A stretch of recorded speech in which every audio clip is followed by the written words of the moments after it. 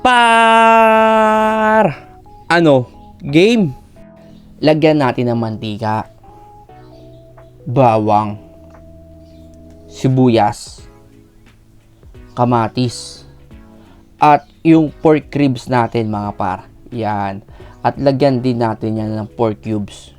At syempre, titimplahan natin yan sa patis mga par. At syempre, kailangan ng halo yan mga par. Hindi pwedeng wala yan.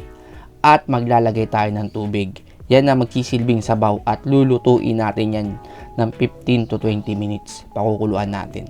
Then pag okay na mga par, tulad nyan, ilagay na natin yung sitaw natin mga par. Yan, pag ganyan na mga par, pakukuluan na lang natin ng mga 2 minutes yan. Then all goods na yan mga par, finished product na tayo. O paano mga par? Salamat sa panonood. Paalam!